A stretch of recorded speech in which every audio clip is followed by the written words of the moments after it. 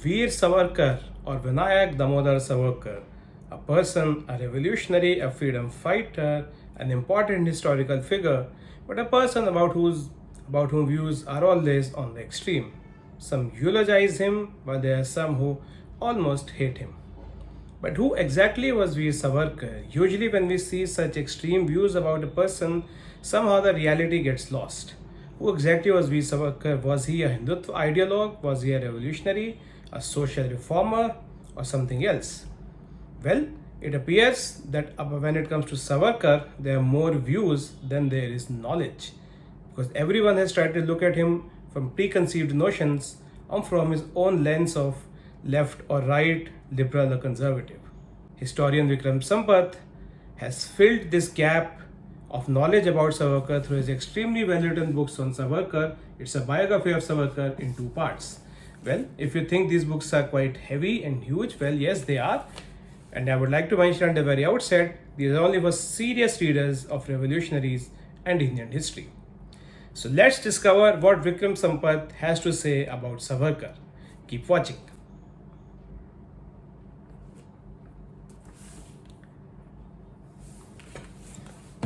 Well, hello everyone. Welcome once again to Books Wale Bhaiya. I'm Abhishek, and today, as I said, I'll talk about Veer Savarkar through this brilliantly written books by Vikram Sampath. These are two books on Savarkar, and the one I'll be starting today is Savarkar Echoes from a Forgotten Past, 1883 to 1924. So this book covers Savarkar's life from his birth till the time he came back from the Andaman prison, the cellular jail.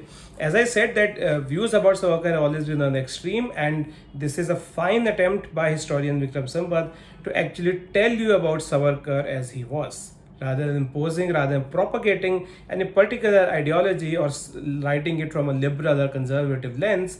Vikram has helped us understand by writing in a very much a neutral manner, helped us understand who Savarkar actually was.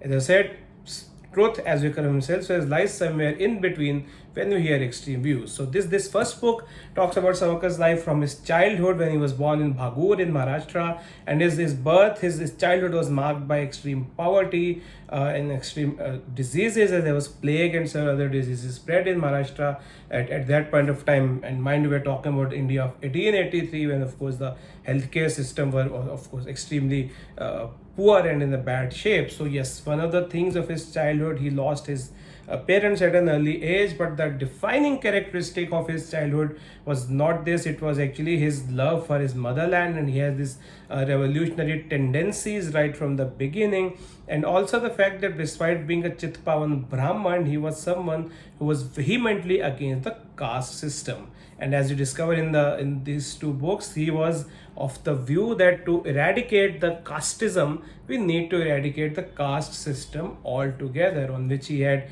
a different opinion with Mahatma Gandhi, as we'll get to know in this book. So staunch belief in the eradication of caste system and a desire to make his country, his motherland, free from British rule were the hallmarks of his childhood. And as he grew up, he one important thing he did, he formed a secret society, revolutionary society called Abhinav Bharat, and he tried to expand this network of revolutionaries. Some of the students went to London, and there in the India House became actually a hotbed of revolutionary activities. They were all Indian children, Indian students there. The credit for which largely goes to Veer Savarkar, as he helped setting up all this. And as this was happened, he came under the lens of the British, and as they started realizing that he can be a potential threat to the British rule, he was eventually caught and he was sent to Andamans for 2 life sentences he was given. So he was sent to Andamans for 50 years, 2 life sentences, 25 years each. Mind you, he was the first revolutionary who was given 2 life sentences. It was, you can say, quite inhuman, but hey, we are talking about the British rule. And importantly, when we talk about the Abhinav Bharat Society, the young revolutionaries, and we are talking about an era before 1924, and you can say this was an era which was the pre-Gandhi Nehru era, because you all know that Gandhi ji, Nehru ji, and other revolutionaries, freedom fighters, they took center stage from that period.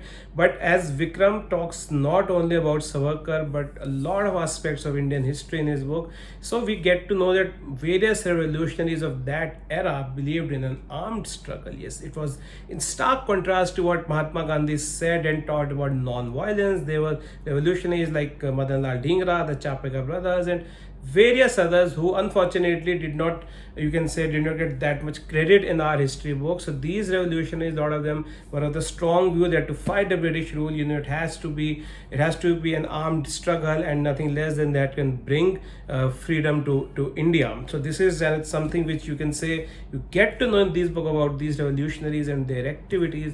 So yes, well, we all know that after this, Savarkar was caught and was sent to cellular jail, and I would say that the life in cellular jail, as Vikram writes, the 2-3 chapters dedicated to cellular jail are the most difficult to read in this book.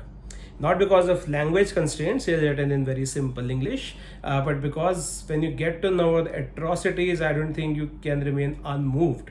In fact, reading these chapters actually tell you about the real freedom struggle which you can say the Indian revolutionaries underwent, and you really understand what made India actually a free country. For those you who are not interested in reading so much detail, I would suggest to everyone to read the chapters about Andaman jail, so that every Indian can actually know what actually brought us freedom. There was such inhuman conditions, a lot of torture by the British, and it is in this context that a very important aspect of Savarkar's life comes out, because mind you, there are a lot many people, we all know that Savarkar filed a mercy petition, and there are a lot many people who take this point and say that he was actually a coward.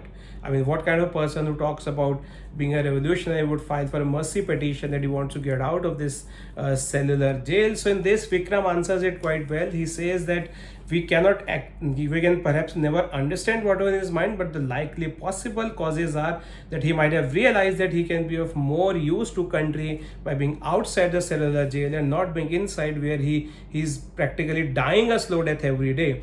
And also there's another important aspect which is also ignored by historians, was that the British government itself was showing some leniency to the political prisoners, and there were many other prisoners who were made free, who were out of jail. So he might have realized that if the government itself is showing leniency, what's the harm in trying? And mind you, he was not the only one who filed a mercy petition against the British. So I think there's a lot of controversy around this particular point, but I think reading this book makes you realize that actually this was perhaps not that big a controversial point as it is made out to be. Having said that, Vikram has not given any strong personal views on this. He has just informed us as the things were.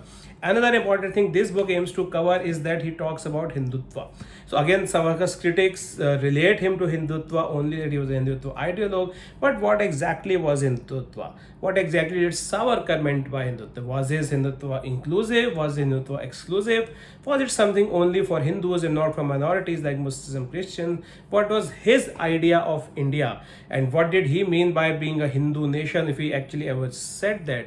A lot of those things are covered in detail in this book, and I think the beauty of the first part is, of course the second part as well, is that Vikram himself is not propagating any ideologies. He's telling you about who Savarkar was.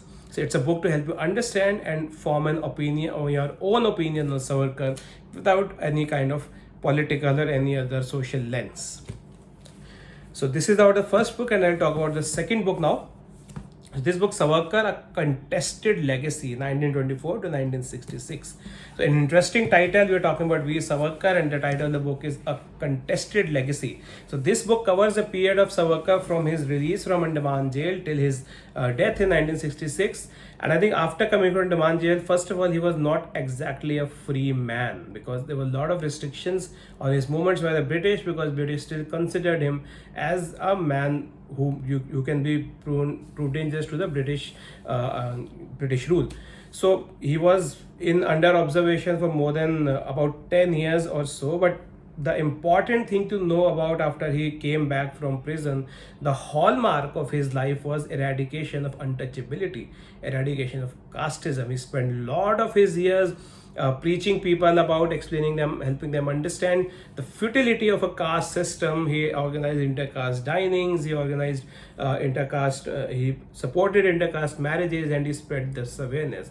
But one of the most important things we get to know here is that actually this faced a lot of resistance from none other than Orthodox Hindus themselves. And there were people who, while agreed with Savarkar on many counts, somehow did not find the idea of a caste-free society a good idea. So this is, I think, one important thing to learn from our history, that we had this caste system because there were people who actually did not want this caste system to end, and that is something everyone, we all should know. And Savarkar undoubtedly, if you realize that he played a very important role in his own way in eradicating caste system. And interestingly, this is one point where views of Savarkar and Dr. Bhimrao Ambedkar actually matched, because both were against caste system.